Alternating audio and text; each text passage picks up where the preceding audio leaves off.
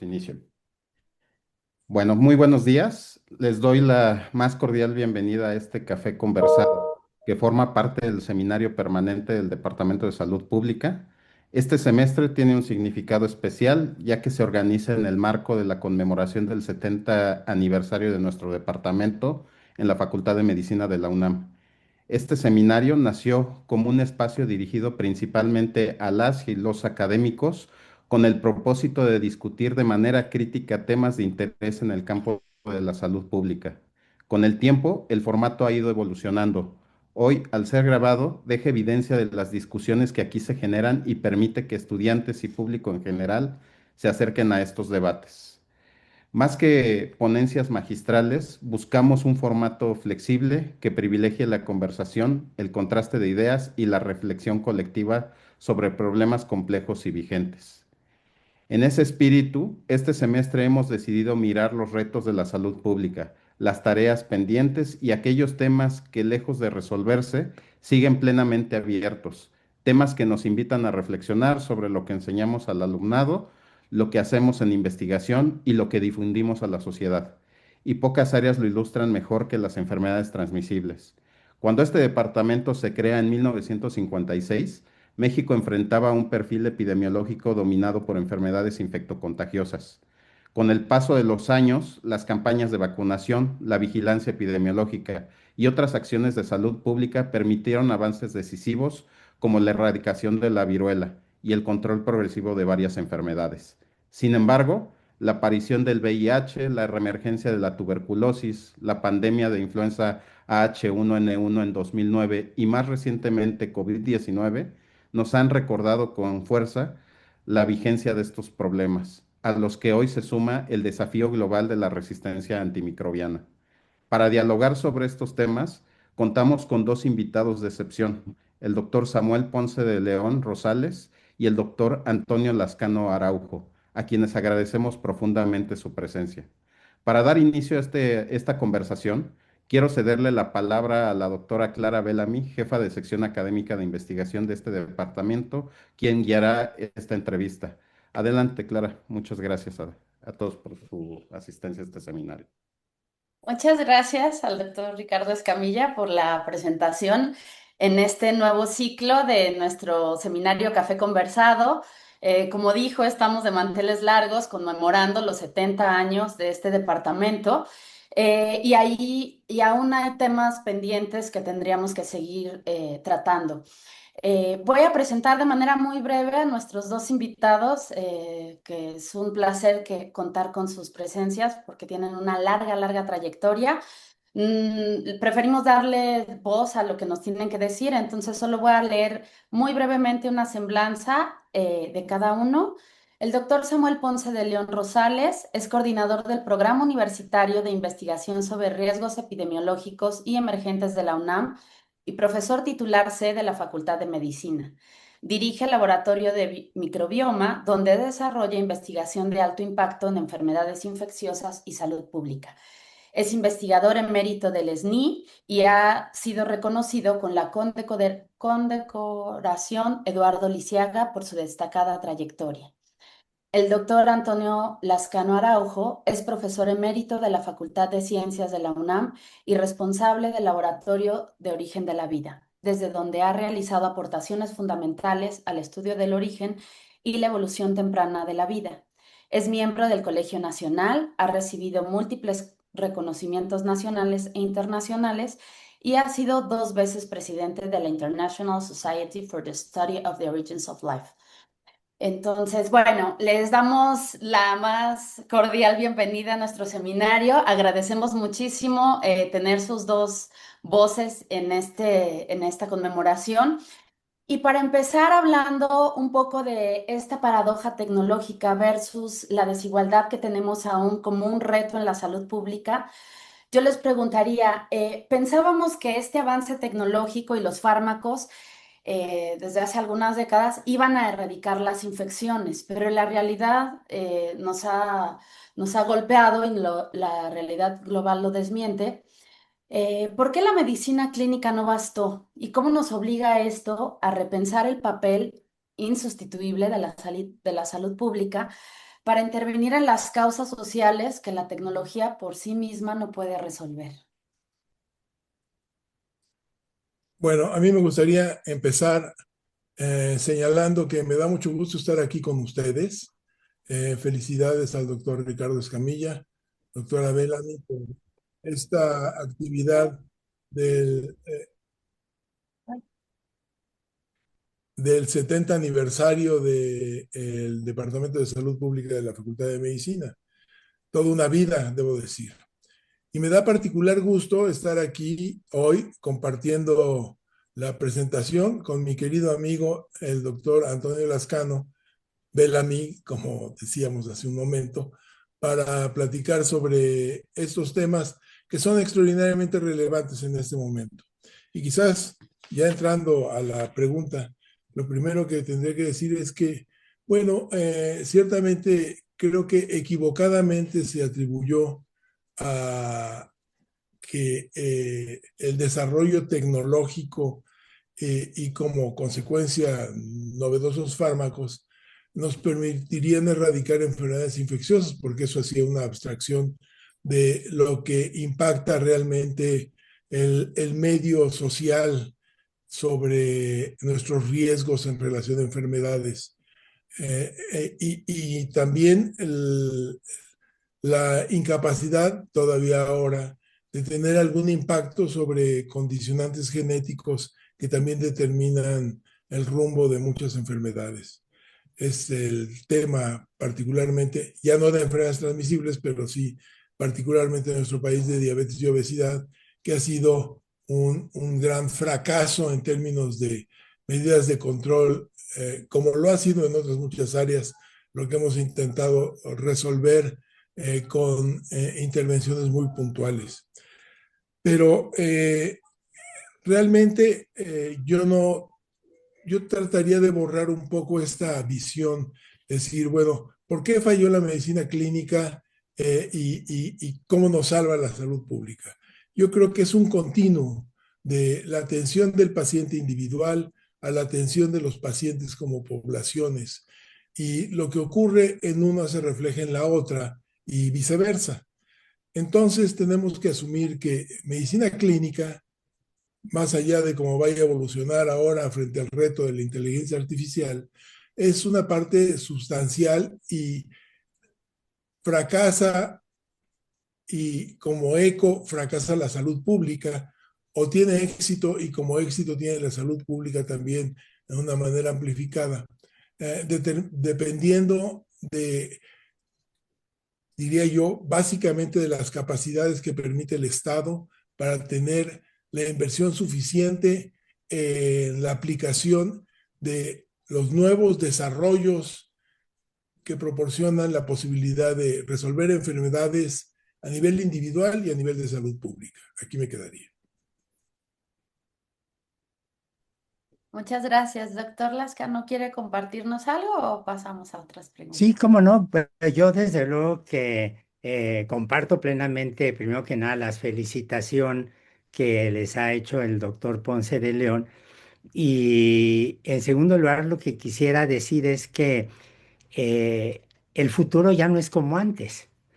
Porque si uno se fija, por ejemplo, en la literatura de ciencia ficción, a la que yo no soy aficionado, en los años 50, en los años 60, yo leía a esa edad novelas ya publicadas, no soy tan contemporáneo de ellas.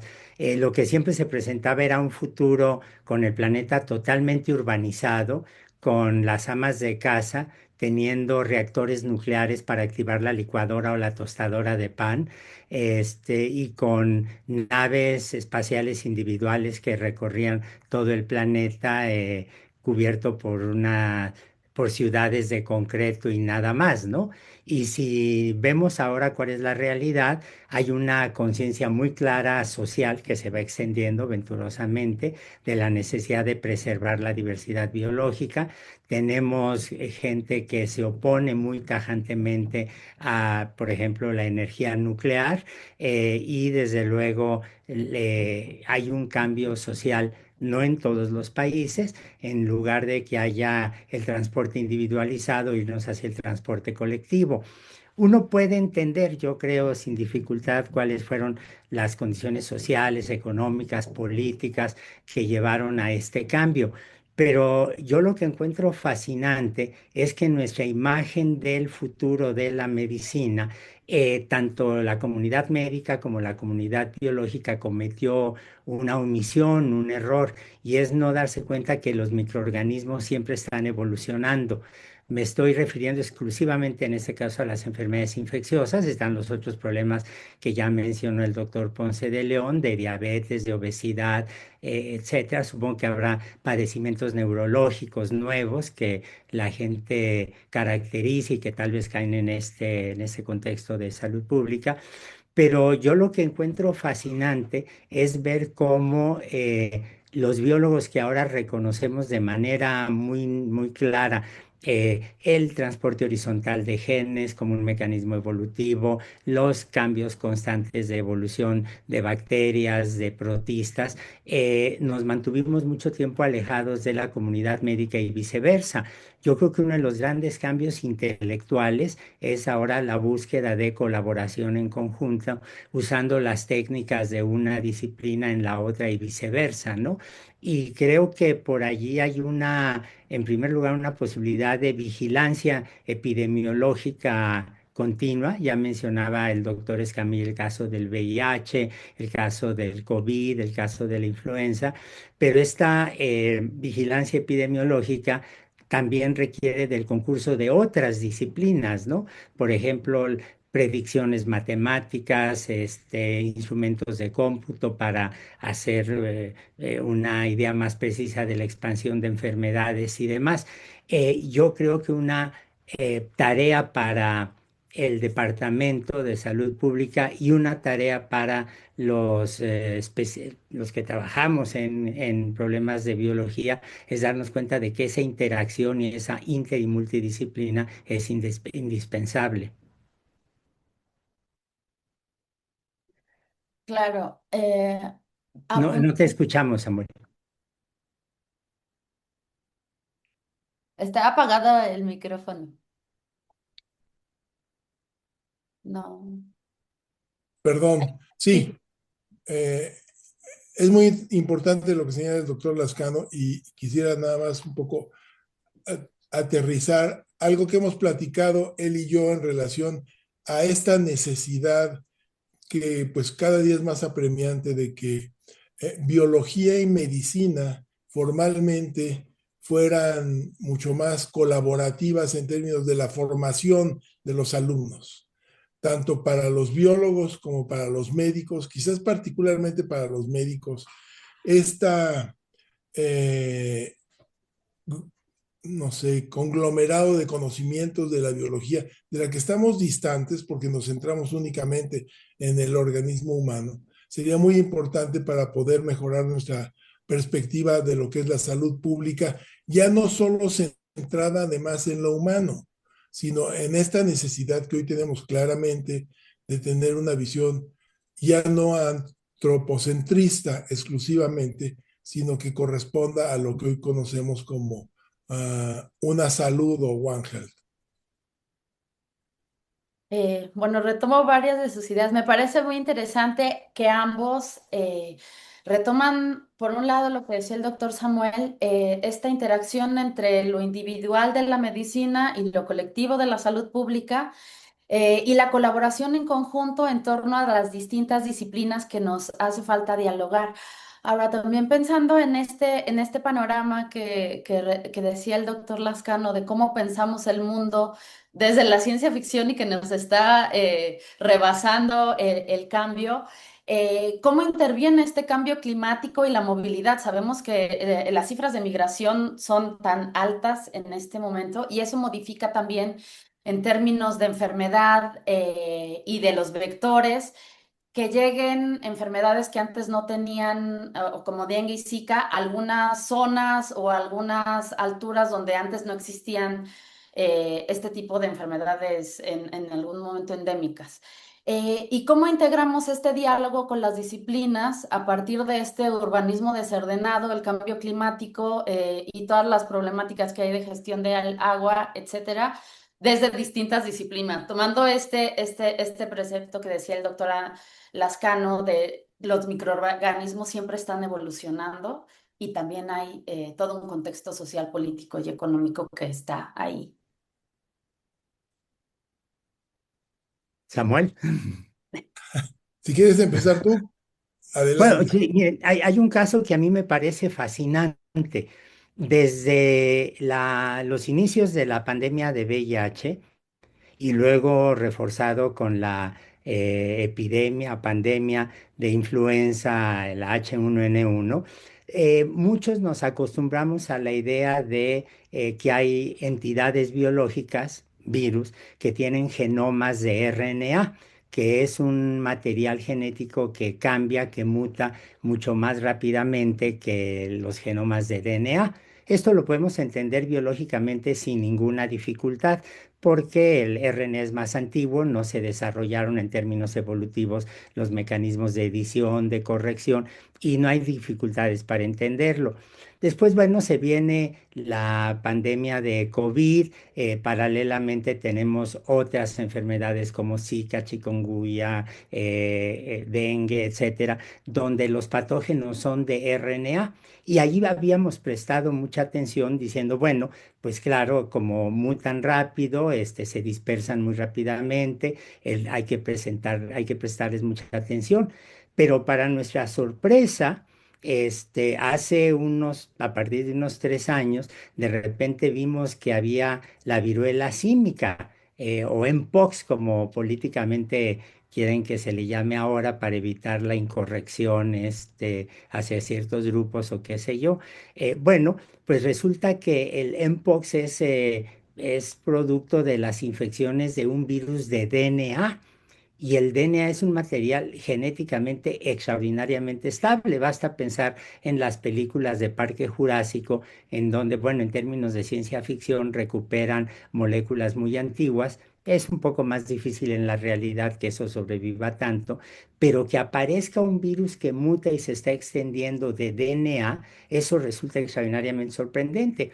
Muy rápidamente pudimos entender qué era lo que estaba pasando, pero también allí lo que uno tiene que entender es que tiene que tener una mente mucho más abierta para darse cuenta que todos los principios de la biología molecular, todos los principios de la epidemiología, los tenemos que conjuntar para entender cómo se dispersa un patógeno, cómo está evolucionando, cómo presenta una serie de síntomas que para muchos eran completamente nuevos, o como lo reportó la revista Science hace 3 días, hay una población en Nigeria que está infectada por el virus del Mpox y no presenta síntomas hasta que no se hacen los análisis inmunológicos. Entonces, aquí tenemos una muestra fascinante de no solo de esta parte estrictamente biológica, estrictamente médica, sino de algo que además es muy importante en términos sociales, como decía el doctor Ponce de León. Resulta que había médicos africanos que desde hace 15 años estaban reportando casos de una enfermedad que se parecía a la viruela, mandaban los artículos a las grandes revistas de investigación y nadie les hizo caso hasta que empezaron a haber casos de Mpox, de viruela símica en Europa, en Canadá y en Estados Unidos, entonces ya se empezó a prestar más atención.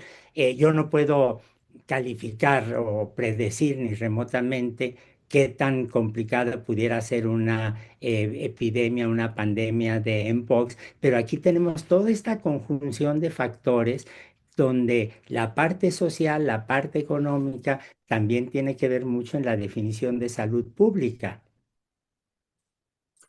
Sí, absolutamente. Pero déjenme enfatizar un poco estos determinantes de riesgo, factores de riesgo, en donde hoy estamos inmersos, que por un lado es el número de habitantes que hay en el planeta, que sigue creciendo de una manera extraordinariamente rápida, más de 8.000 millones de habitantes que se aglomeran en las zonas urbanas y suburbanas en condiciones que facilitan la transmisión de agentes infecciosos.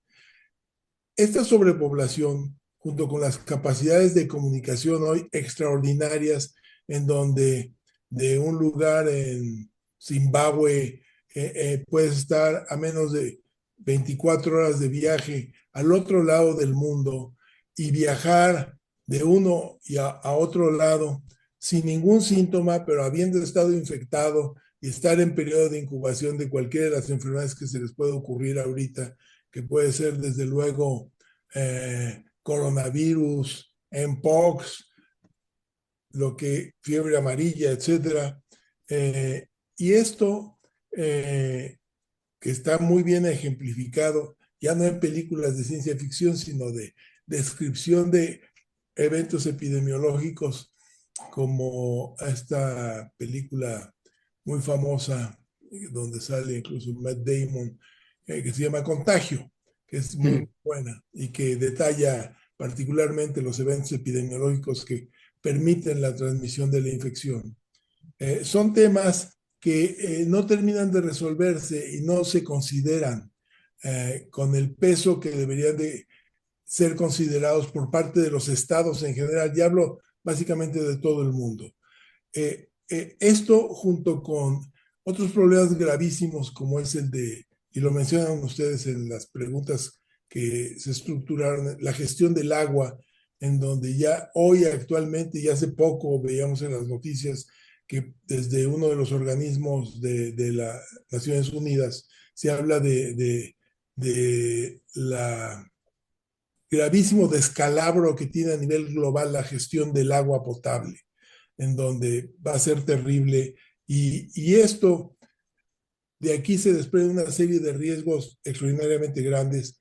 Y hoy lo tenemos claro todo esto, pero lo que no vemos en ningún lado son cuáles son las intervenciones que debe hacer el Estado para controlar esto. Nos perdemos en otras cosas y se atienden con mucho más recursos otras cosas que los determinantes de riesgo y eventualmente de problemas para la salud de las poblaciones en todo el mundo. Sí, totalmente de acuerdo. Uno de los temas que siempre tenemos como eje clave en la salud pública y en promoción de la salud y en epidemiología son los determinantes sociales de la salud y que ha sido básico, bueno, en toda la historia de la salud pública. Y retomando estos temas que decían, uno de los elementos importantes en términos de protección de la salud ha sido la vacunación y nos preocupa un poco de cómo pasamos de ser líderes mundiales con coberturas superiores a 90% a tener datos actuales donde muchos de los niños y niñas no tienen el esquema completo a tiempo, ¿no? Hay un retroceso alarmante en términos sanitarios. Y más allá de las problemáticas de desabasto, ¿cuáles son los fallos en la estructura sanitaria? ¿Cómo recuperamos el terreno perdido para evitar estos brotes de enfermedades prevenibles y de enfermedades que en algún momento pensamos que ya habíamos logrado erradicarlas, etcétera? Bueno, debo decir que yo, desde luego, es un descalabro en salud pública lo que está ocurriendo con la vacunación a nivel global. Las perspectivas son todavía mucho más graves en términos de lo que puede venir ante el desorden que está estableciendo las políticas de salud en Estados Unidos. Pero creo que fundamentalmente ha dependido de un fallo gravísimo del Estado, no de la salud pública, sino del Estado, porque finalmente la salud pública ha venido dando cuenta de lo que ha venido ocurriendo con las tasas de vacunación. De tener tasas óptimas de vacunación para algunas enfermedades, nunca fueron perfectas, pero teníamos sí una cobertura del 95% de vacunación para sarampión, ubicándonos en un problema que hoy está evolucionando actualmente. ¿Qué fue lo que pasó con esto? fue básicamente problemas de negligencia gubernamental para poder mantener la eficiencia de los programas de vacunación. Programas de vacunación que se nutren de lo que en algún momento en México se pudo tener como producción nacional y como compras consolidadas en el extranjero que son necesarias. Ningún país actualmente tiene la capacidad de producir todo lo que requiere en términos de esto y quizás no sea deseable en términos de facilidades de producción. Pero sí se tiene que abordar la vacunación por parte de todos y cada uno de los países como una situación de estrategia para la seguridad nacional, fundamentalmente. Y tienen que entender que la vacunación y lo que requiere en términos de inversión es un gasto necesario del Estado, que no se puede ver como una inversión que va a retribuir dinero. Lo que va a retribuir la vacunación y todo lo que se invierte en ella es menos riesgos de infección. Que no ocurra sarampión, que no ocurra tosferina, que disminuyan las tasas de tuberculosis, que se pueda vacunar a la gente cuando lo requiera para dengue, que eventualmente para fiebre amarilla, desde luego los programas de polio que se completen. Todo esto hoy está en crisis, básicamente por insuficientes recursos dedicados por el sistema económico global aplicado en cada uno de los países. Yo, por supuesto que coincido con lo que dice el doctor Ponce de León. Yo soy muy radical cuando se trata de salud pública, de educación, de alimentación, de cuidado de niños, ancianos, enfermos. Ahí no tengo ninguna duda de qué lado está mi corazón y mis convicciones. Pero además hay un fenómeno nuevo que yo creo que no hemos, bueno, es tan nuevo, pero es un fenómeno que no hemos estudiado lo suficiente en términos sociales, en términos ideológicos, que es la institucionalización de la pseudociencia, la institucionalización de los mitos. Y el ejemplo más pertinente para esta discusión, esta charla que estamos teniendo, es el caso de Robert Kennedy en Estados Unidos cuando se pone a discutir el valor de las vacunas, que son una de las medidas de prevención, de medicina preventiva más importantes que hemos desarrollado a nivel mundial. A mí, yo encuentro muy preocupante que la gente crea que lo que dice el secretario Kennedy es una muestra de escepticismo sano. Yo creo que es un caso de irresponsabilidad política sin límites, en un momento en el que además la ciencia para muchas personas, y desde luego que incluye a la medicina en ella, la ciencia para muchas personas se ha vuelto algo incomprensible, algo fuera de lo cotidiano, donde, por ejemplo, la gente cree que puedo tomar un té de hierbas medicinales en México basándose en la tradición de la medicina herbolaria tan refinada que tenemos y que con ese té voy a evitar que me dé COVID o que pueda yo tener influenza. Uno ve en las revistas científicas la alarma extraordinaria de la comunidad médica, de la comunidad de investigadores con respecto a lo que está pasando en ese sentido en Estados Unidos.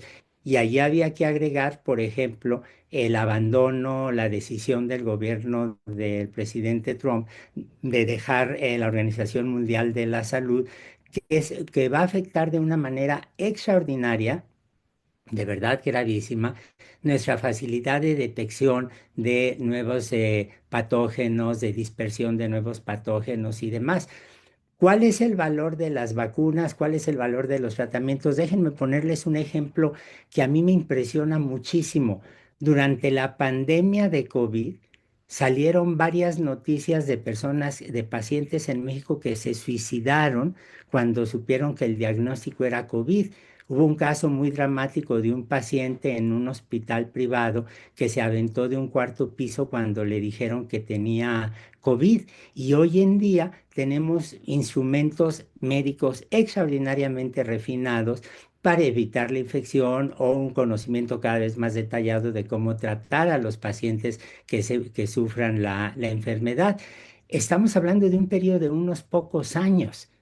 Y eso lo que es una demostración es que paralelamente a la preocupación del Estado, o como parte de esa preocupación del Estado, tiene que haber el apoyo para la investigación biomédica básica, tiene que haber programas de difusión de los avances médicos, así como en México tuvimos este personaje maravilloso, muy amiga mía, que era Julieta Fierro, que hacía una divulgación extraordinaria en fenómenos de astronomía. Deberíamos estar también preparando médicas, médicos, personal de salud que tenga esa capacidad de transmitir el valor de la medicina, de las medidas preventivas y también señalar los riesgos que tenemos con una serie de enfermedades que la gente cree que están conquistadas cuando no es el caso, ¿no?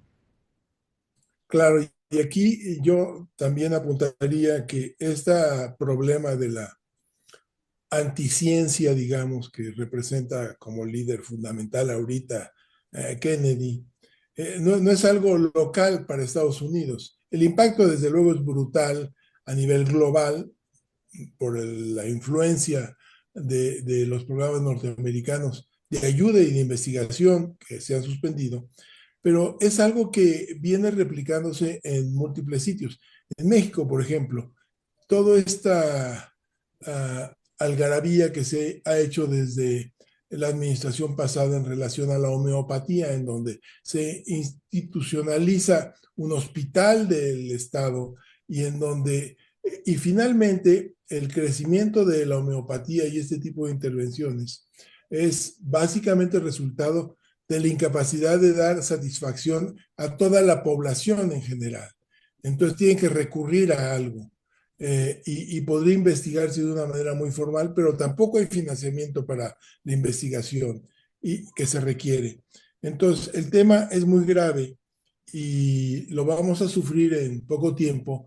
El siglo empezó con la promesa de que íbamos a tener, este iba a ser el ciclo de la vacunología, y realmente la explosión en el número de biológicos que hay incluso ya hoy para cáncer, ya no solo para enfermedades transmisibles, es inmenso, pero esto va a cortar con la falta de recursos y de apoyo y con esta visión distorsionada de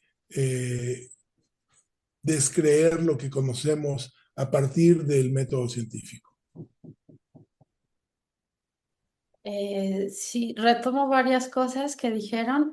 Una es el apuntalar el papel del Estado en la responsabilidad que tenemos como garante del derecho a la salud y el financiamiento de la investigación.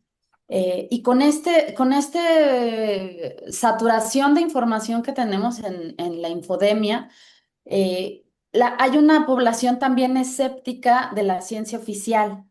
Y esta infodemia resultó ser mucho más peligrosa que los virus. Esto que comentaba el doctor Antonio Lascano de el impacto que tiene un diagnóstico en el cual, si no tenemos claridad de cuál es el desarrollo natural de la enfermedad, puede haber hasta un suicidio.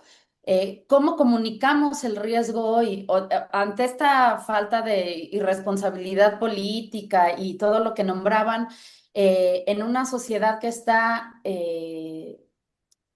basándose su conocimiento en las redes sociales, de información con poco sustento y fundamento científico, y cómo reconstruimos la confianza en esta ciudadanía que duda de la evidencia científica? Yo creo que ahí es un problema, la gente tiene la capacidad natural intelectual para entender lo que son los avances de la ciencia.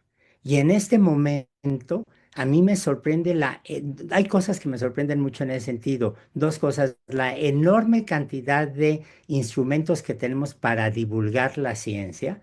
Pensemos en TikTok o en todos estos instrumentos que los jóvenes son unos expertos extraordinarios en ellos. Y también pensemos en el grupo tan grande de estudiantes de jóvenes, algunos realmente de muy pocos años, ¿eh? Estamos hablando de gente de 16, 17 años que tienen interés en la divulgación de la ciencia. Y yo creo que aquí tenemos un par de elementos que son invaluables para ayudar a fomentar por muchos lados la divulgación de los problemas médicos, de prevenciones y demás, con el apoyo, desde luego, de los expertos, que es algo que no puede uno obviar en ningún momento. Pero usted mencionó el Estado, la responsabilidad del Estado, también lo hizo el doctor Ponce de León, pero yo creo que la sociedad también tiene que asumir esa responsabilidad. Y uno de los instrumentos con los cuales la sociedad se deja ver políticamente son los partidos, las organizaciones políticas y demás. Y si uno se fija, muy pocas de las alternativas que hay de críticos, no los voy a calificar a las políticas gubernamentales actuales, son poquísimas las organizaciones políticas, los comentaristas y demás, que subrayan la necesidad de poner a la salud pública como una prioridad. Se puede hacer, sí, porque la gente, por ejemplo, acepta de manera muy natural la responsabilidad individual y colectiva que tenemos con la preservación del medio ambiente. Bueno, de una manera natural esto se debe extender, por ejemplo, a la medicina, y es algo que yo veo que tal vez estén en los programas políticos de muchas organizaciones, pero ciertamente lo que uno oye son quejas y no propuestas específicas del público en general, ¿no? Sí, claro. Este tema de la infodemia extraordinariamente grave, el impacto lo vimos claramente con la pandemia de COVID, pero va mucho más allá y va realmente a todos los aspectos de nuestra vida. Pero desde luego hay la desinformación, pero algo que también tendríamos que tener muy claro y presente los que hacemos o tratamos de hacer investigación, es que hay efectivamente también una inmensa cantidad de mala práctica en la ciencia uh, como la conocemos. Eh, y de hecho esto pone en entredicho y abona para la falta de confianza del público. Las ingentes cantidades, inversiones que se hacen en investigaciones que no tienen resultados útiles finalmente y que hay análisis y hay profesor en Berkeley particularmente, que hace el estudio de los estudios mal hechos y de las informaciones de los resultados que no se demuestran, porque la gente produce artículos científicos por producir artículos científicos, por tener un artículo publicado, por tener una citación, por estar en una revista que tiene un determinado factor de impacto, considerando que estos son los objetivos finales de la investigación. Cuando el objetivo final de la investigación es mejorar las condiciones de los seres humanos, y ya no diríamos solo de los seres humanos, de nuestro ambiente en general.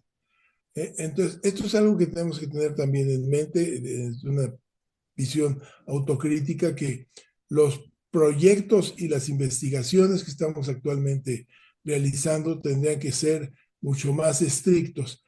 Y en consecuencia, las agencias calificadoras y que dan estímulos y que dan financiamientos tendrían que ser mucho más críticos y capaces de no descansar solo en estos indicadores para tomar decisiones, sino quizás a tener realmente cuerpos colegiados bien financiados para que se haga el análisis de los proyectos y las evaluaciones de lo ya publicado. Sí, yo coincido con el doctor Ponce de León y creo que es importante subrayar algo. Él no está diciendo, estoy seguro, porque lo hemos platicado, que se deben restringir los campos de investigación. Hay No, que recordar que a principios del siglo XX, cuando se empieza a desarrollar la mecánica cuántica, la gente dijo, ¿y esto para qué sirve? Pues no sirve para nada. Pero hubo una serie de personajes deslumbrantes, ¿no? Madame Curie, Schrödinger, iba a decir Einstein, pero Einstein era muy escéptico de la mecánica cuántica, Fermi, en fin, y el resultado es una disciplina con unas bases teóricas extraordinariamente complicadas, pero muy firmes, con un impacto filosófico que se escapa a una persona que no tenga la preparación en el campo, que es mi caso, pero con consecuencias prácticas como el Zoom que estamos usando ahora para comunicarnos. Pero efectivamente hay un desgaste de las formas de evaluar, promover, financiar la investigación científica que tiene que ver con el hecho de que la comunidad de académicos perdió el control de las revistas de comunicación. Ahora hay un monopolios formados por cinco o seis grandes editoriales mundiales, algunas muy sólidas, otras no tanto. Y como bien decía el doctor Ponce de León, esos criterios de publicación y demás son los que permiten que la gente sea contratada, pueda ascender, pueda tener dinero para la investigación. Lo que también es cierto es que ahora tenemos una visión multidisciplinaria, si me permiten regresar a lo que decía yo al principio, de lo que es la salud pública. Por ejemplo, a mí me impresiona mucho los argumentos de los ecólogos que señalan cómo en la medida en que nosotros preservemos el medio ambiente, preservemos las riquezas biológicas, estamos ayudando de cierta manera, al control de la dispersión de una serie de organismos patógenos. Por ejemplo, hay estudios muy sólidos que demuestran que si yo tumbo una selva, lo que va a pasar con los grandes mamíferos, los tigres, los elefantes, qué sé yo, es que se van a acabar muy rápidamente. Pero los pequeños mamíferos, como los murciélagos, como los ratones, como roedores, se dispersan, se adaptan a poblaciones humanas y de repente quedamos expuestos, al igual que ocurre con el tráfico de especies exóticas, quedamos expuestos no al conejo, no al perro de las praderas, no al ratoncito que viene de una selva, sino también a los protistas, a los virus y a las bacterias que estos animalitos traen consigo. Y allí hay una relación de causa y efecto que muchos biólogos no habíamos pensado en ello ni remotamente hasta que empezaron a verse los resultados concretos, ¿no? sí, y es muy importante la distinción que haces efectivamente, Toño, en relación a que no necesariamente tiene que haber un objetivo inmediato en el desarrollo del conocimiento. Completamente de acuerdo. A lo que hago énfasis es a el abordaje de alguna manera perverso de cómo se puede desarrollar un supuesto trabajo científico y a lo mal estructurado que están muchos de los estudios.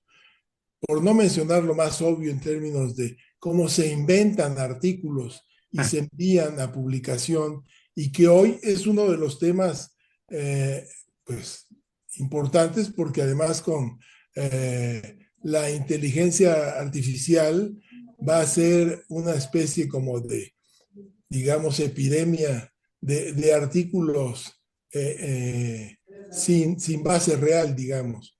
Entonces, este es un tema importante y no, claro, hay que investigar todo lo que uno se pueda preguntar si es factible, pero hay que hacerlo con un método suficiente para garantizar que hay la posibilidad de tener un resultado cualquiera, pero que sea válido.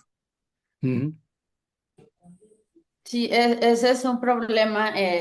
La forma en la cual producimos la ciencia hoy en día, que está en los parámetros de la productividad académica, como decía bueno, como decían ambos, de estar buscando los puntos para los estímulos, para los programas que apoyan, incluso en algunos casos la propia subsistencia de los investigadores.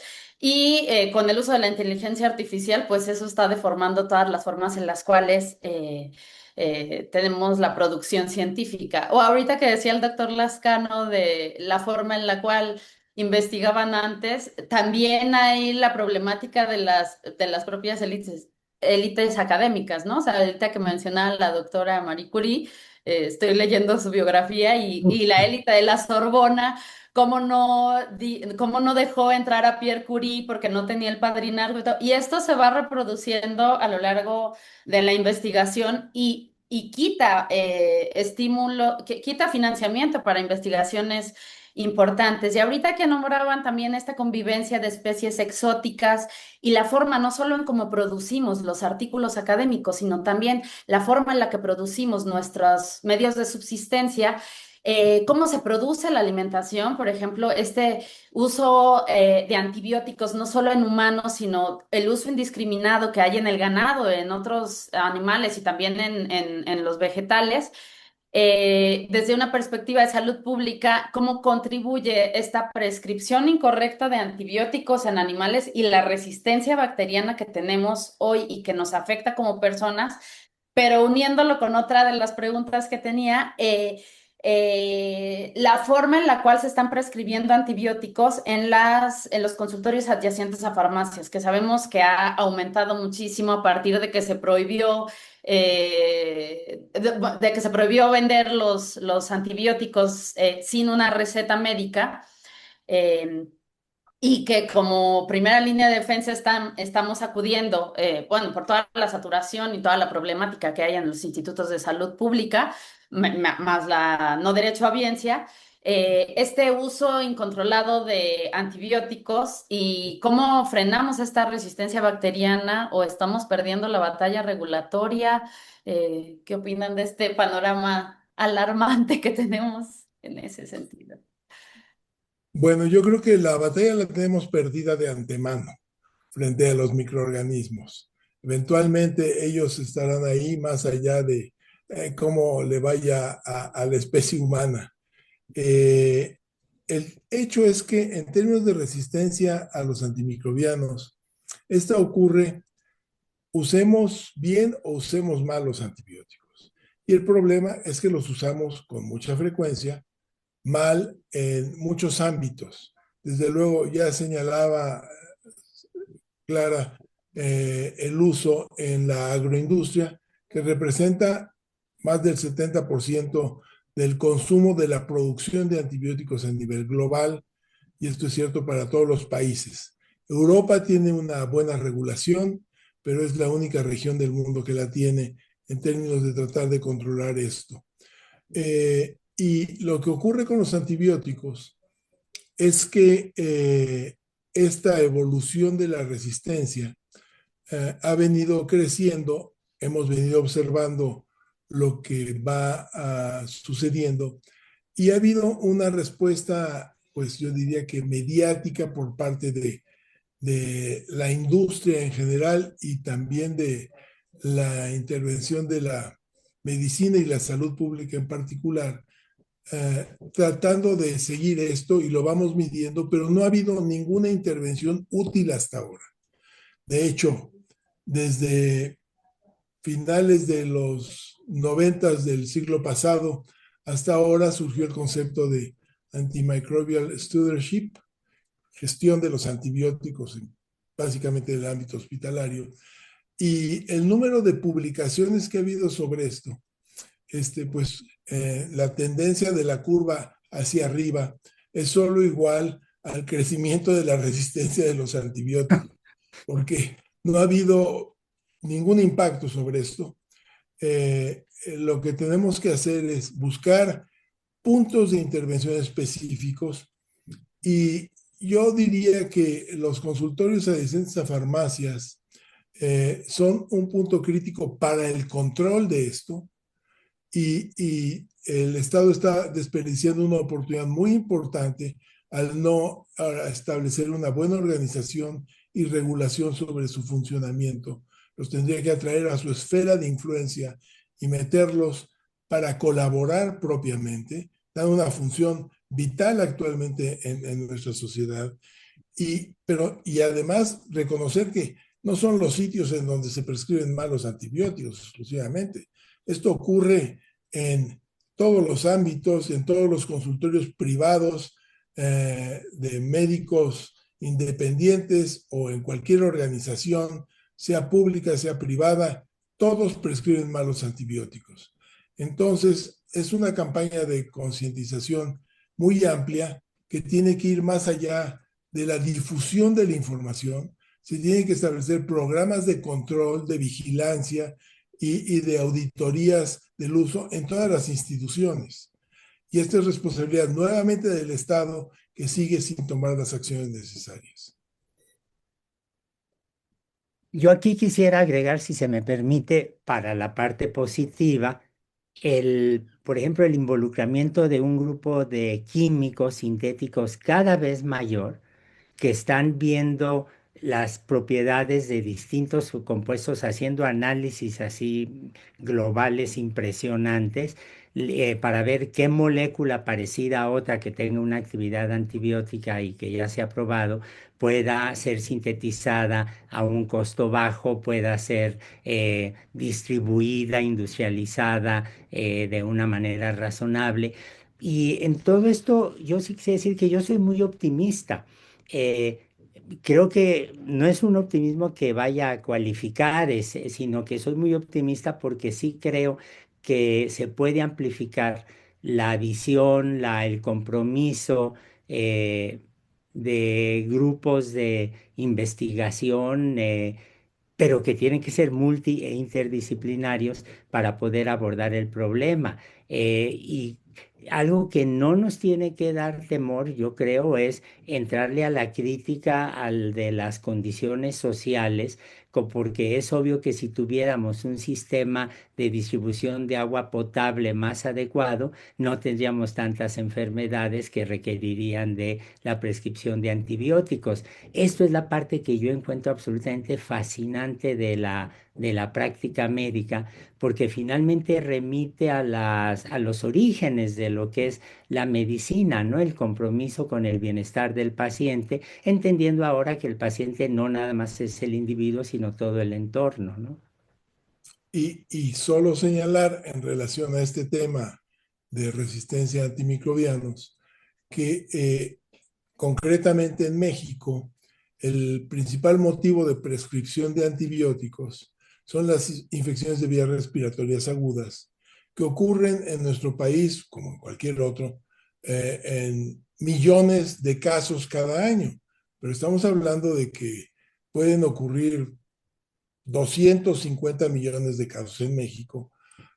Muchos de ellos van a los consultorios y la mayoría de los que van a los consultorios a recibir una prescripción innecesariamente reciben antibióticos para este problema. Y esto es algo que tendría que contenerse lo antes posible. Yo no soy tan optimista como el doctor Lascano, porque sí existe la posibilidad de desarrollar las nuevas moléculas, pero la cadena de eventos que tiene que suceder para que lleguen finalmente a la aplicación y alguien se lo puede inyectar o tomárselo como una cápsula, es un proceso largo, muy costoso, que hoy depende exclusivamente de la industria farmacéutica transnacional y en donde tiene que haber también una nueva regulación sobre la relación entre Estado e industria farmacéutica, en donde se establezca una suerte de coinversión para que los precios de los medicamentos sean accesibles. Necesariamente hay que aumentar la inversión del Estado a fuerzas en todo esto, porque no es posible, y doy un ejemplo que creo que es interesante, ya lo hemos comentado seguro con el doctor Lascano. Finalmente, la salud y la educación para el Estado son dos estandartes prioritarios. Pero cuando esto se aterriza en los presupuestos, quedan en un nivel extraordinariamente bajo.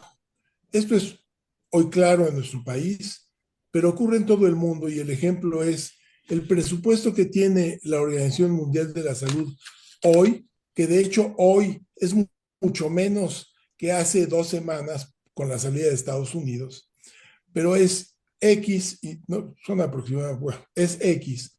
Pero si comparamos esto de la OMS, que tiene la responsabilidad de atender a más de aproximadamente 200 países en el mundo, con una diversidad de problemas interminable, contra el presupuesto que tiene la OTAN, que atiende menos de 40 países para un tema fundamental. Es importante mantener la paz. Yo no digo que le quiten presupuesto a la OTAN, pero yo creo que tendría que centuplicarse el presupuesto para la OMS para poder atender mejor los problemas de salud globales.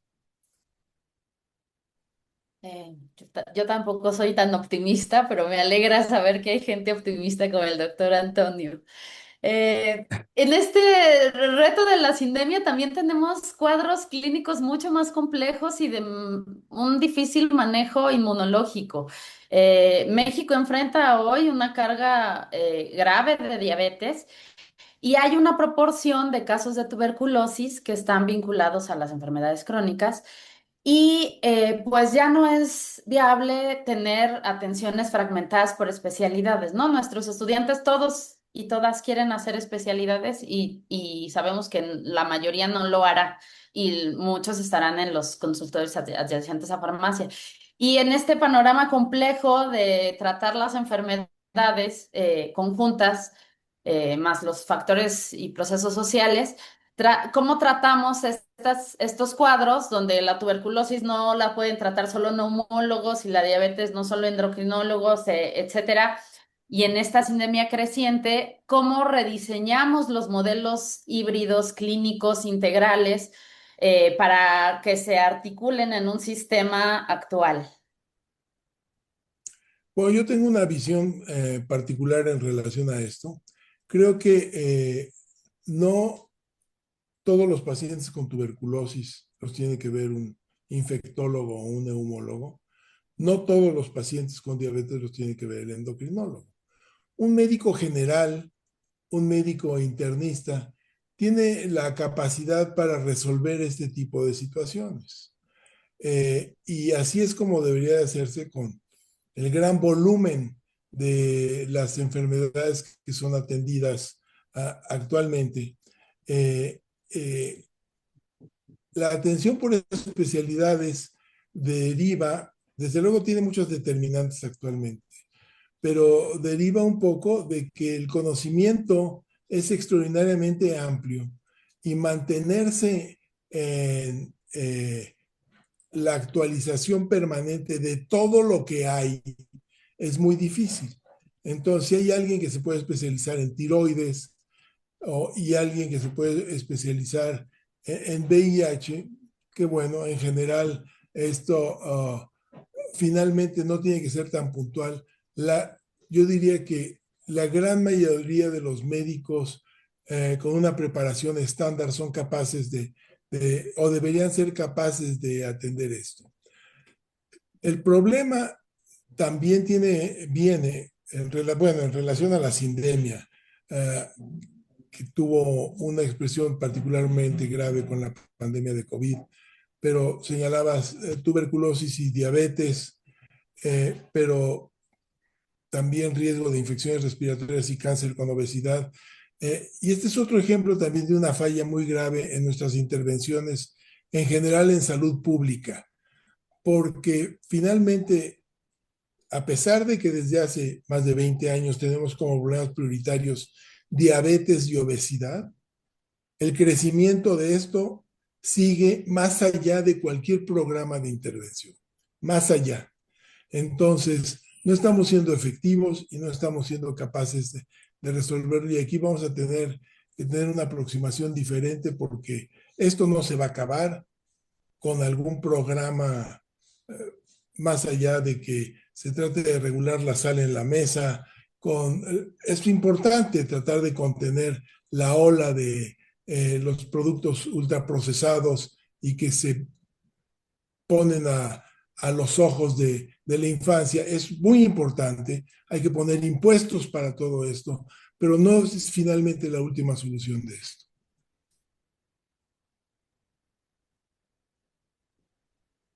Bueno, doctor Antonio, ¿quiere decir algo? No. No, yo Ah, allí confieso mi inocencia cognitiva y dejo que hablen los que sí saben del asunto. Pero me parece muy racional lo que está presentando el doctor Ponce León y lo que usted preguntó.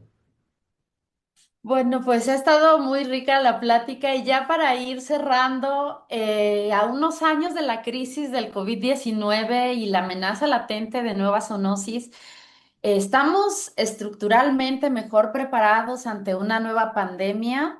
Estamos formando al personal médico que México necesita para esta nueva realidad epidemiológica de sindemias y desigualdad.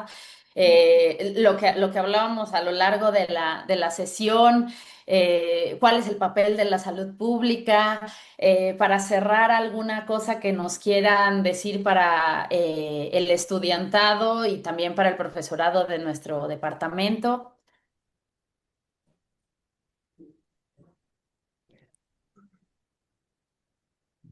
Yo simplemente quisiera decir que la preparación ante otras eventualidades, en modo alguno se debe derivar en una actitud paranoica, sino que la conciencia de la realidad de que es inevitable que tengamos la aparición de patógenos nuevos, una distribución rápida de mutantes, etcétera, es algo que debemos asumir de la manera más racional posible y que aquí probablemente la parte más importante sea poder convencer al Estado de la importancia de las predicciones, perdón, que pueda venir de la comunidad de especialistas.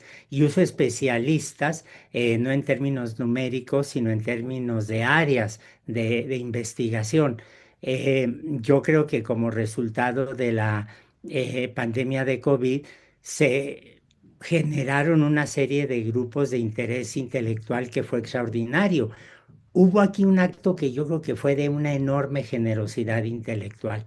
A mí me conmovió, creo que es la palabra adecuada, ver como un amigo astrofísico puso todo su conocimiento matemático para ayudar a grupos de médicos, de especialistas de la salud, a interpretar datos y presentarlos de una manera muy precisa. Uno y otro no hubieran podido hacerlo por su cuenta. Entonces hubo muchos esfuerzos y creo que eso es impresionante. Están los volúmenes que dictó la UNAM, en donde prácticamente todas las áreas del conocimiento, de la cultura, enfrentaron la crisis que teníamos. Y yo encuentro que eso es muy alentador y habla del compromiso individual y colectivo y del valor de instituciones como las universidades, como sitios donde pueden converger gentes con distinta formación, distintos enfoques, que son indispensables para problemas como los que vendrán en el futuro, ¿no?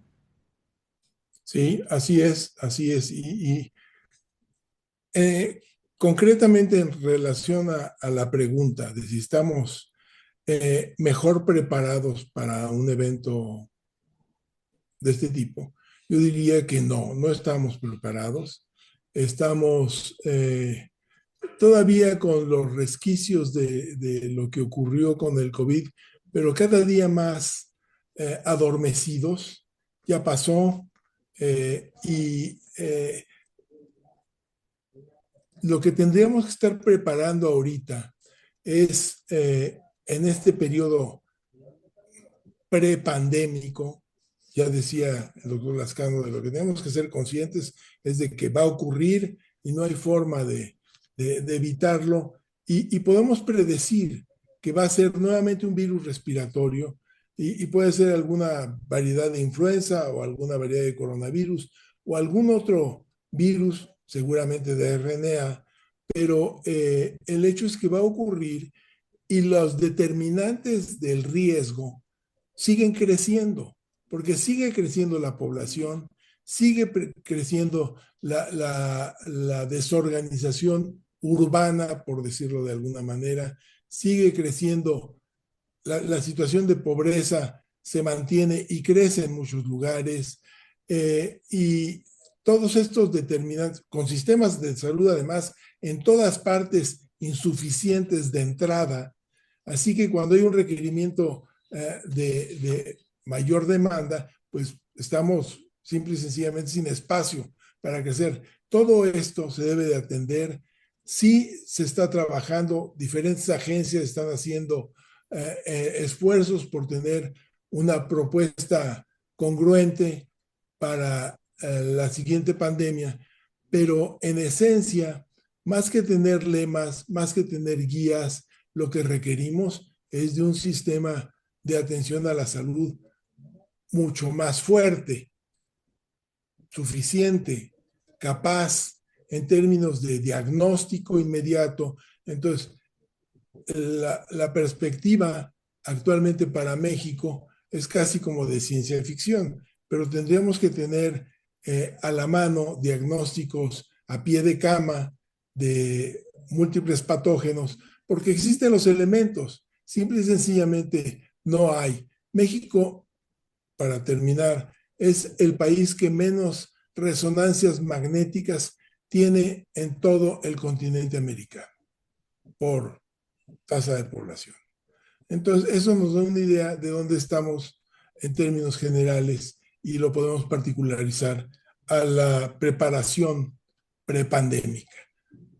Hoy, el cubrebocas tendría que ser parte de nuestra, más allá, mejor que en lugar de la corbata, en lugar ese es completamente inútil la corbata. Deberíamos de traer un cubrebocas útil para utilizarlo cuando fuera necesario.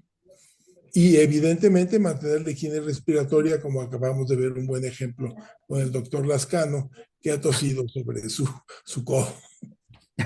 Gracias. Pues les agradezco muchísimo a ambos darnos un panorama amplio, general y específico en cada uno de los temas que fuimos tratando. Ambos son voces fundamentales en la salud pública y entonces les agradecemos que se hayan tomado el tiempo para compartir con nosotros y nuestra audiencia en Café Conversado. Doctor Ricardo, doctor Un Samuel, gusto para mí estar con ustedes y un gusto estar, lo reitero, con el doctor Lascano. Pues es igual. Muchas gracias. Pues muchas gracias a ambos. La verdad es que yo me iba a ir, pero me quedé picado. Hubo muchos temas interesantes que definitivamente nos van a servir como para poder seguir fomentando este tipo de diálogos con ustedes y con otras personas expertas en estos temas y que nos van a enriquecer mucho como Departamento de Salud Pública. Estoy infinitamente agradecido con ambos y pues fue todo un gozo tenerlos aquí en este seminario.